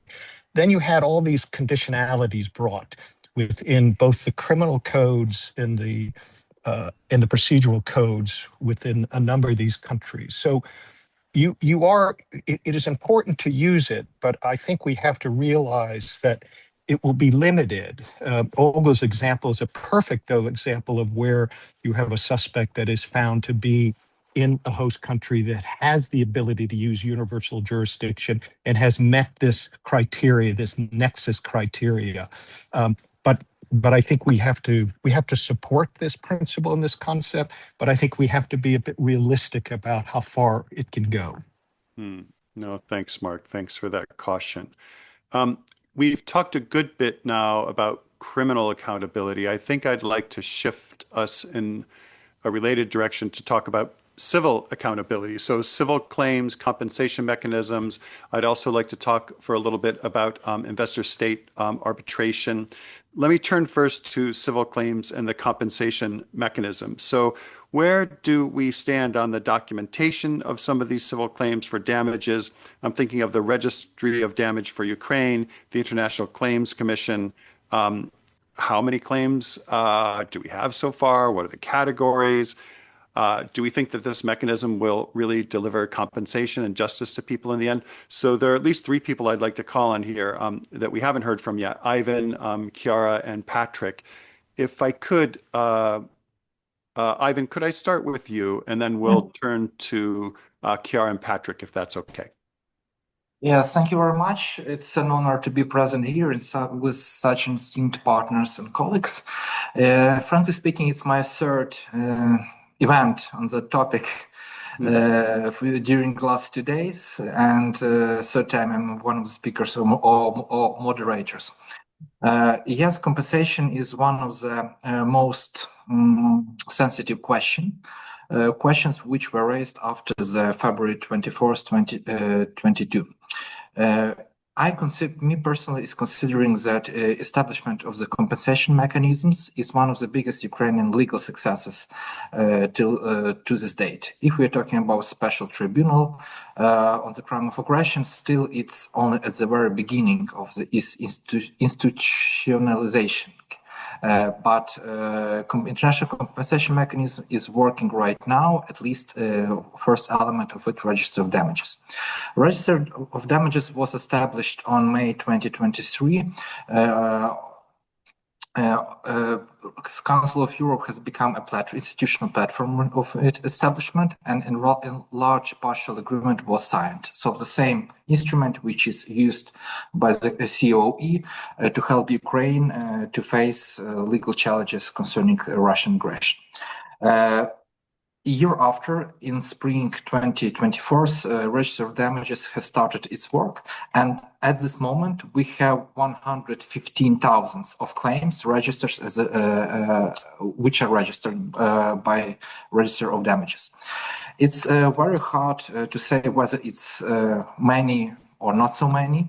Of course, for the team which is working on the establishment of the compensation mechanism, it won't be never enough. And currently, we need to also take into account there are open only several categories, more than 10, around 15 as far as I remember. The last one is to be opened or even opened these days. It is considering the displacement abroad, so the persons which were forced to emigrate due to the Russian aggression, they should also have an ability to submit their claims to the Register of Damages. Currently, they are open. All these categories they are open only for natural persons. So next categories, which for state, Ukraine, and for businesses, they are not opened yet. Ukrainian businesses were expecting the opening of these categories, but the problem is very simple. So they should be opened at this moment, at the beginning of this year, but after the USAID collapsed, so the process of establishment of this electronic platform, because Register of Damages is full electronic platform, was a bit stopped, and new sources of funding needed to search, but team has succeeded. So we strongly hope that this year the Register of Damages will open categories also for business and state as a next level. Currently, definitely the activity concerning submitting claims to the Register of Damages depends very highly on how realistic that these claims will be satisfied and compensation will be awarded. So currently there is no clear vision when, and in what amount they will happen. And I know many persons, many businesses which are quite a bit skeptical. That's why Register of Damages team, they ask every lawyer and ask partners in different countries also, call you to study this issue, to promote this issue, because this is really the working mechanism, which is not a theoretical one, but it's also a practical one. The second element of the compensation mechanism, which is claims commission, it should be established this year. On December last year, the agreement was signed in The Hague, which establishes the claims commission, and it will enter into force after 25th ratifications. Ukraine, as far as I know, is to become the first country which should ratify this agreement, but really it's currently we don't know when all 25 ratifications will take place. Probably this year, we all hope. The main challenge of the compensation mechanism, as for me, besides money, because money is always always a problem, and is that somehow, as for now, it has a bit of regional character. Because mainly European states, the United States, also Australia joined recently, they are participants of the Register of Damages, and probably they will be also a participants of Claims Commission and next elements. When we had some advocacy meetings in other countries, for example, in Chile, my colleague went to New Zealand. When we were asking why you shouldn't join, there are different excuses or justifications, one of which is it's about money, and we don't want to interfere in this clash between Ukraine, the EU, the United States, and Russia over the frozen Russian assets. But also, when we're talking about Register of Damages, it's not about money, first of all. It's about documenting of crimes, or outcomes of Russian aggressions, and all losses. So it's about human rights and international rule of law. So that's why also I call you, if you participate in any debate over this issue, to convince other stakeholders from other regions of the world to join this mechanism. The third and the last element of the international compensation mechanism, compensation fund, should be established, as far as I was told by the also people involved, probably on next year or year after 2028. But still the compensation fund currently, there are big discussions from what sources it should be filled. Because there are around 300 billions of US dollars of the reserves of the Russian central bank, which are frozen in G7 states. From that, 200 billions, around of that, in the European Union. And the debate over that is ongoing for 4 years in a row, I think. So last year there was a suggestion to issue a reparations loan from these assets by the European Union to Ukraine, but this idea had not obtained enough support in the European Union. And Belgium, state which not indirectly controls the most of these assets, it's not supporting this idea, because Belgian government is aware of the claims from Russia, cases in courts. And also, when we are talking about negotiation process, which is currently taking place in Geneva, Abu Dhabi, Jeddah, in the year ago, sometimes Russia manipulates about these assets. They're suggesting the American side, let's give 100 billions to cover losses for Ukraine and occupied territories which are controlled by Russia. And the last one, let's invest in our common business projects. And it's very big question, a very big potential of some conflict between Ukraine, the United States, and the European Union over the future of this money. So we're going to talk about that more later about frozen. Yeah, so this is very briefly some overview of where are we now. Thank you. Great. No, that's great. That's great. Let me turn quickly to Chiara and then Patrick to add some further thoughts. I know that both of you have been deeply involved in the establishment of these institutions. Thank you very much. And I think Ivan gave an excellent overview already, but let me try and add maybe a couple of things. Because as he said, the register exists already, was created by an enlarged partial agreement by the Council of Europe, very much in response to a General Assembly resolution that called for a response to the crime of aggression, and therefore made the connection that there was a crime, there was a violation, a wrongful act, and therefore Russia was responsible to pay damages. And I think it is very important to underline how important it is to provide compensation for those who have suffered, a breach of international law. And so the register was created as a partial as a consequence of the partial and larger agreement, which means that not all of the states of the Council of Europe are required to participate, which I think is very important, but also countries that are not part of the Council of Europe can still join, like the United States, Canada, and Japan have done. Now, the register was created in May 2023, and the board then was elected in November 2023. I have the privilege of sitting on the board. And the board is kind of the organ that within the register review the claims. And as Ivan said already, also, this is the first part of a compensation mechanism, as the statute specifically says.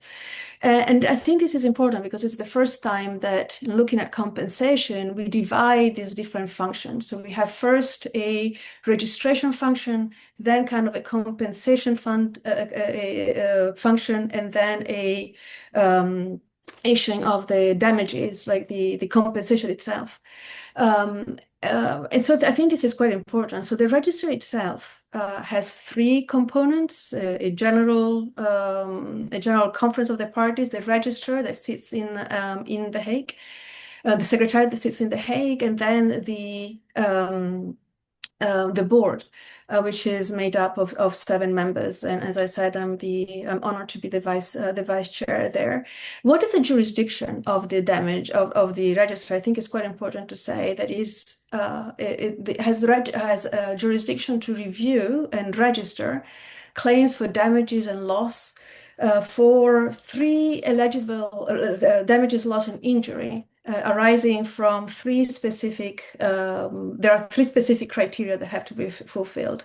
One is they have to have occurred on or after February 24th, 2022. They have to be in the territory of Ukraine within its international recognized border, extending to its international waters. Then they have to be caused by the Russian Federation International Wrongful Act in or against Ukraine. The board created different categories of claims for individuals, then state and legal entities. And so far, only claims for individuals have opened. But what are some of the claims that are open already? So involuntary displacement in and as of yesterday outside of Ukraine. Also, claims for violation of personal integrity, like the death of an immediate family member, the missing immediate family member, serious personal injuries, sexual violence, torture, deprivation of liberty, forced labor. So many in terms of violation of personal integrity, but also claims related to the loss of property, income, for example, destruction of residential immovable property, right? So a variety of different claims. Claims categories, damage or destruction of property also, and we will hopefully open up for damages by the state of Ukraine, including critical and non-critical infrastructure, and then legal entities. The register has so far received over 100,000 claims, 115,000 about, and has recorded 30,000. So what does it mean? After the claims are received by the register, they are reviewed and kind of assessed for eligibility by the board. And so far, about 30,000 have been recorded, which means that these now are ready for the Claims Commission when they will be established, hopefully soon, to be reviewed and will establish to determine the compensation. As it was said before, in December of last year, there was a treaty negotiation, a diplomatic conference that was open to establish a claims commission. The treaty was open for signature. 52 members, 52 states participate, and 34 states and the European Union signed. 25 ratification are required, and so this might take maybe a year, a couple of years. What I think is very important, ratification is necessary both in terms of number, but also in terms of financial contribution, which I think is the same method that is also included in for the tribunal on the crimes of aggression. The final part of this compensation mechanism will be the fund that will have to be created, and this will be the third part. Yeah, that's great. There does seem to be a theme emerging here with respect to political participation and financial participation. Patrick, please add any additional thoughts that you might have. Well, I don't really have anything to add to what Chiara and Ivan said. They were very elegant and explicit on kind of where we are. But the only thing let me just say one word on circling back to where we started on the power of both the society, people who are engaging in assistance to Ukraine in the legal channels. That is a very powerful tool. Clearly, this all started with a call that we received 2 weeks after the invasion from Ukraine, asking how to set up some sort of civil compensation program that will allow for victims to be compensated after the aggression is complete. And if you think back 4 years ago today, to Harold's point about 3 days, that is a powerful rededication to the rule of law, even in one of the darkest 72 hours of Ukraine's history, that they thought ahead to the future on kind of what mechanisms needed to be created. And they reached out to folks that could help. And the international community has rallied and have put in place this mechanism. So it is an inspiring story that we now have, as Chiara mentioned, over 50 participants. We have, Markian told me this morning, 117,000 claims registered. So maybe 3,000 came in yesterday or today. And I think there's more to be done. I mean, the first meeting of folks who were interested in creating a compensation mechanism occurred on the margins of the annual meeting in 2022. So there are any number of ways for folks on this call to continue to be involved. And it's really just inspiring to be part of them. Thank you. Thank you, Patrick. I can see that I'm running out the clock, as some had predicted I would. And so I think I'm going to skip domestic prosecution, but I'd like to hear from Marney for a moment on the issue, just rounding out this accountability issue and civil compensation on investor-state arbitration. Marney, could you speak to activity that you're seeing in that area? And if Patrick wants to add anything to that international arbitration or international litigation, please go ahead, Marney. Sure. Thank you, Michael. Happy to be here today to have this thoughtful discussion. For those who don't know me, my name is Marney Cheek. I'm a partner at Covington and Burling in our international disputes and public international law practice. I represent Ukraine before the International Court of Justice, which I might also say a word about, and also represent many Ukrainian investors who have brought cases against Russia under the bilateral investment treaty. Taking one step back before I address those specifics, I think what Olga highlighted about the fact that there are many avenues for accountability and to pursue justice is really important. And I think you get a feeling of that having listened to everyone today talk about different strands on which they are working on these important issues of accountability and justice. And in my mind, I think about it as an accountability ecosystem where there's actually some interrelationships that really make every strand of the accountability process and each mechanism stronger because they're all moving forward at the same time. Speaking about the bilateral investment claims specifically, The first wave of those claims related to Russia's unlawful occupation of Crimea, when Russia outright expropriated many Ukrainian investments in Crimea. Those cases have been successful. There's several outstanding judgments against the Russian Federation. My firm in particular has represented Naftogaz and DTEC Energy, Oshad Bank, Privat Bank, many others have pursued these claims. They therefore have enforceable judgments against the Russian Federation that represent compensation for Russia's unlawful acts, having not upheld its obligations under that treaty for land where it exercises effective control. And they're enforcing those awards in various jurisdictions around the world against Russia's assets. You also now see another wave of cases related to Russia's actions in Donbass, where many Ukrainian businesses were also expropriated in Donbass using Russia's proxies, the DPR and the LPR. And those cases are ongoing as well under the same jurisdictional theories that were under which Russia was found liable for its actions in Crimea. And that takes me to this accountability ecosystem. Because, for example, the ECHR, the European Court of Human Rights, has looked at the situation in Donbass, and it's made findings that the DPR and the LPR were acting as Russia's proxies in the Donbass, and therefore Russia has state responsibility for actions that took place there.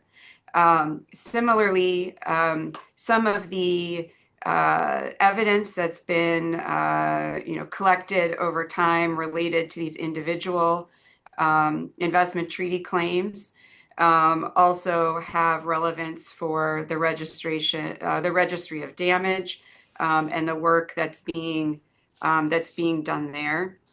And last, let me just speak to Ukraine's cases before the International Court of Justice.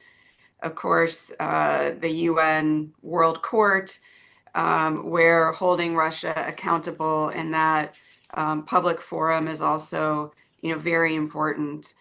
And there too, you see how Ukraine's sustained efforts to, seek accountability through law and before the International Court of Justice is strengthening the entire accountability ecosystem. The first case Ukraine brought before the International Court of Justice related to violations of the CERD, the Convention for the Elimination of All Forms of Racial Discrimination, and the Terrorism Financing Convention. There was a finding that Russia had violated the CERD agreement. That was the first time Russia had faced an adverse ruling in the International Court of Justice. It also recognized Ukraine as a protected ethnic group, which is very important to the kind of counter disinformation campaign that Russia has about the people of Ukraine.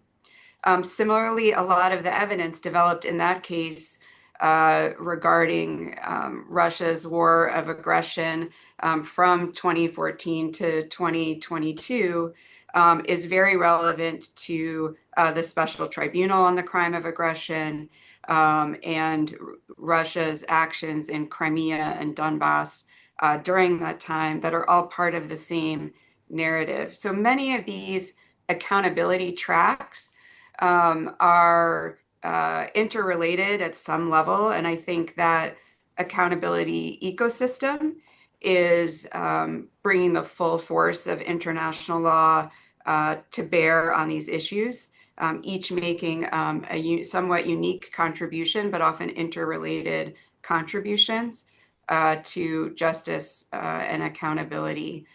The last thing I would say, with your indulgence, since I have the floor, is Ukraine also has a current case before the International Court of Justice focused specifically on the full-scale invasion in 2022.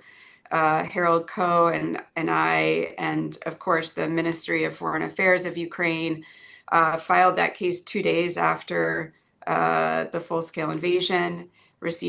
Got a preliminary measures order provisional measures order, from the court that remains in effect. And that case is ongoing. And what does that case show? Did Russia abide by the provisional measures order, even though it's binding? No, they did not.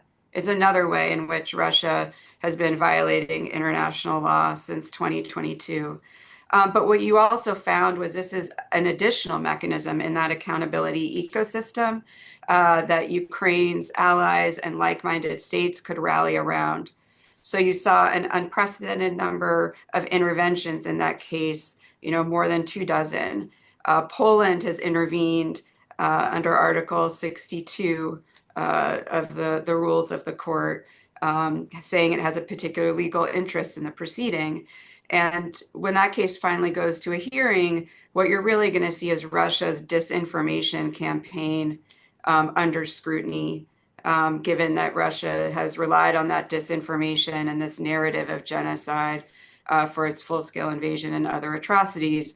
And I think shining that disinformation campaign under the spotlight and showing the real facts will also make a broader contribution than just that ICJ case to this broader accountability ecosystem. So, 4 years in, I'm very pleased and honored to be part of a large group of people that are pushing for accountability in all of these different lanes. And I think it's also fantastic that we have opportunities to work together and find synergies so that we can move forward with this process on every level.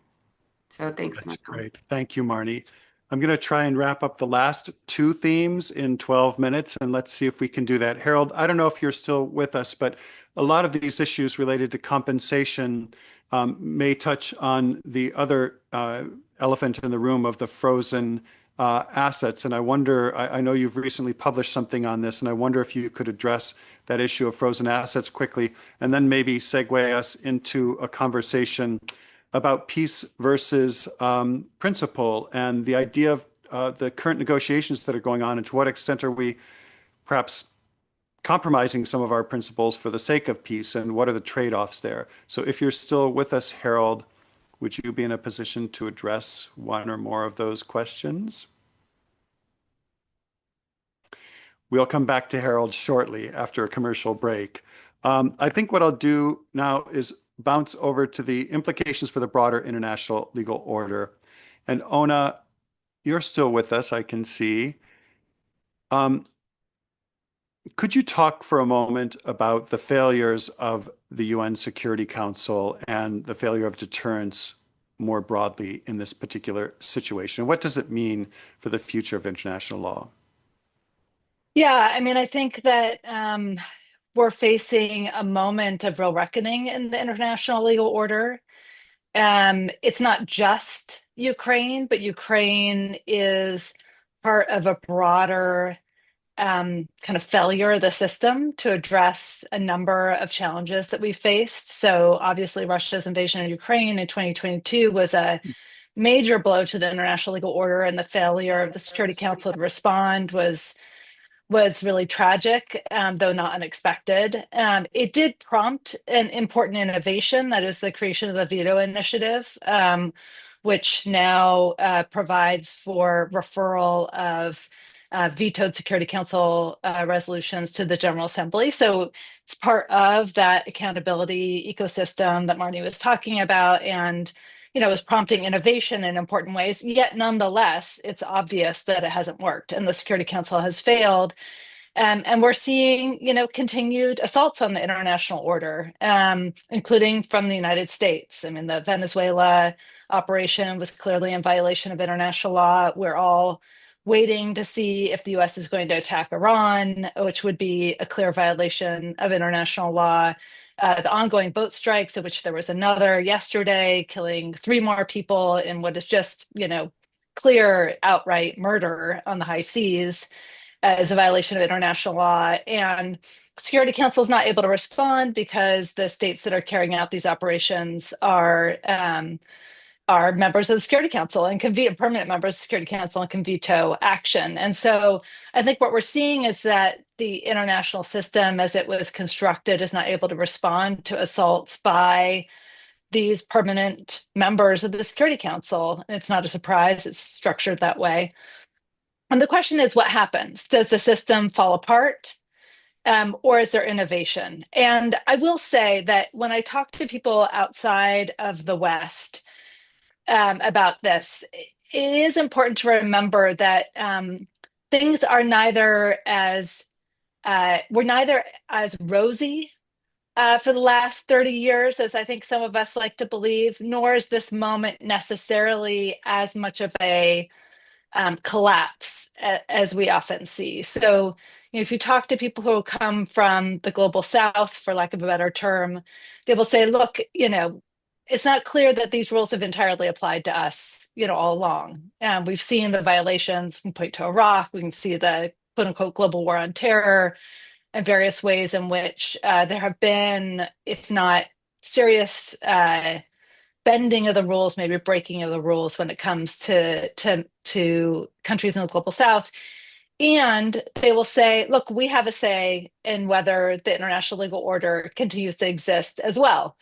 And it's alive and well. And there's a lot of people who are very committed to these principles and the principles of international law and the prohibition on use of force. And while we can point to these violations and they are real and serious and I think an extraordinary challenge to the post-war legal order, it's also the case that most states are complying with the international law and the prohibition on use of force most of the time. So we notice the violations, and maybe this is the last point I'll end on. Just we tend to notice the violation. We tend to notice international law when it's being violated. But when it's being complied with, it's sort of the background or the backdrop of our lives in a way that we don't necessarily fully appreciate. And I think the challenge is, are we now in a position to appreciate what we've had and the peace and prosperity that it's brought us for the last 80 years? And will we do enough to save it before it collapses? But I think it's not dead yet. And people here are all working hard to try and sustain it, to maintain it, and reinvent it for a new era. I think we have to recognize the failures and the problems, and Ukraine is case number one in that. But it was the creation of many decades of hard work, and it will, it's up to every generation to renew it and restore it. So that's our job. Thank you. Thanks so much, Ona. Hi, Harold. You had stepped away for just a moment, but we were wondering if you could make some comments about the frozen assets that's critical to operations, and then maybe also address this question of peace versus principles as we're looking to close out here. Yeah, I pointed you all to the two-part blog post we have on just security, which states this more fully. But there are basically 3 big ideas, I think, going forward. One is Marney's idea of accountability ecosystem. The second is the idea that, unlike Nuremberg, where all prosecutors, defendants, crimes, and courts were in one place, we're entering into a fragmented Nuremberg situation where we need to piece together the pieces of the accountability puzzle. But the third is a different kind of Dayton, which is that the diplomacy here will have to combine peace and justice, but the United States is going to be not necessarily the one forging it in the way that it did in Bosnia. The key of this is the frozen assets. There are some 210 billion euro of frozen Russian assets in Europe, much of it being held in Euroclear Bank. Putin desperately would like this to be unfrozen and given back to him. Only 5 billion is in the United States. Putin has actually offered Trump that he would give 1 billion of this money to the Board of Peace in exchange for the rest of it being unfrozen. But the important point is that Trump does not control the frozen assets. The Europeans do. And they have a third way, a different way. As I said in my first comments, under Mark Carney's view of the world, we don't have to proceed by the old method. We don't have to proceed by a spheres of influence. We can infuse accountability, rule of law, and human rights into a hollow framework. And so this money can be used. And the claim that's being made by a number of people falsely is that there's some legal obstacle or impediment to tapping into this money, either principal interest or for a loan. Those legal obstacles I do not believe to be substantial. This is a problem of political will, principally for European leaders. Why should they do this now? Because right now, if they want to be part of this process, if they want to help fuse this content in a different kind of Dayton, they should step up and invoke their leverage on this issue and their intent to use it for Ukrainian reconstruction and compensation and the various funding needs in a way that gets them a seat at the table, because on this they have much more leverage than does the United States. This is an image of how transnational law and diplomacy ought to fill gaps being filled by great power, surrendering of basic values. And I think finally, and this is the point on which I think you close on power and principle, that's a choice, and we face that choice. Law and lawyers should work to turn peace motivated by power into peace guided by law. And I think that's an ongoing project. It won't be done quickly. It may take a long time, but it's a project in which everyone here is engaged and which is worth engaging in. It's in the words of Seamus Heaney, how do you make hope and history rhyme? And the way to do that is by continuing to press these legal issues. Thank you. Thank you so much, Harold. I'd like to give the last word, if I could, to Olga and to our friends in Ukraine to help wrap us up. 2 years ago, we got together and said that we needed to stand tall for the rule of law. So are we standing tall? Is international law bending? Is it breaking in the face of this conflict? There's so much to talk about, and we will be talking about it over the next year. I hope that when we meet a year from now, it's under much different circumstances. But Olga, please let us know your views. Where do we stand with respect to international law? Thank you. And I would like to start with principles versus peace. That is linked to my very first remark about ending of war versus justice and rule of law, actually. So I would like to say something about Ukraine in these peace negotiations and possible concessions of Ukraine here. Here, I'm not standing on Ukraine's right as a victim of aggression, Ukraine's right as a victim of this war, Ukraine's rights and interest to restore justice, to restore its control over its territories, occupied territories, as well as responsibility of those international. For those who committed international crimes and etc. I'm not standing on position of Ukraine's rights, but I'm standing on position of responsibility of Ukraine before international community and before international law. What do we have today? We have a conflict that is a classic example of modern war, where we have two strong parties, both of which are technologically well developed. They have powerful military, economic, human, technical, intellectual potential. They use all modern achievements artificial intellect, digital methods, drones, etc., everything. So here we have a conflict between two rather strong parties. And here in this conflict, in this very war, Ukraine can make some constructive offers to international law. Today we talked a lot about gathering of facts that reveal gaps or out-of-date rules in international law and especially in international humanitarian law. So here Ukraine may offer solutions, may gather facts, may analyze facts and offer solutions to international law. For example, Ukraine can offer international mechanisms, new mechanisms, international instruments for reforming international law at large, generally, and international humanitarian law especially, to fill the gaps, to propose everything, because here we see all these problems, here we see all these drawbacks of international shortcomings of international law. But at the same time, Ukraine, as it can offer solutions, Ukraine can also create a catastrophic precedent for international law and for international legal order, for the system of international law. Ukraine can make a catastrophic precedent by agreeing to the aggressor's conditions. This will have consequences for future conflicts, for any future conflict in which, for example, there will be not two strong parties, but one party or both parties will be just rather weak countries, which will not have such a great support which Ukraine has now. So that will be a catastrophic precedent for such conflicts and for the whole system of international law.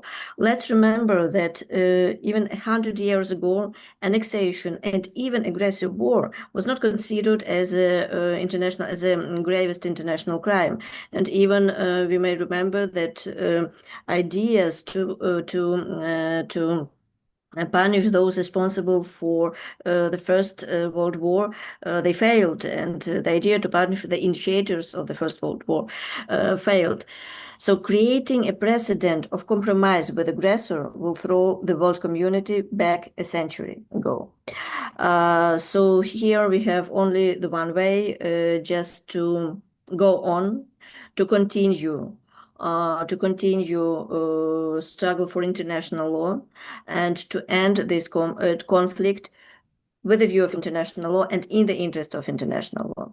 So that is my response to this very complicated issue of today's negotiations. It's a very powerful message to close us out. The extraordinary efforts of Ukrainians, not only to vindicate their rights, but also to fulfill their responsibilities to the broader international community. It's really an extraordinary message. I just want to express my gratitude for everyone on the call, for your goodwill. We were able to cover an extraordinary amount of material and issues during this call, but obviously the conversation goes on.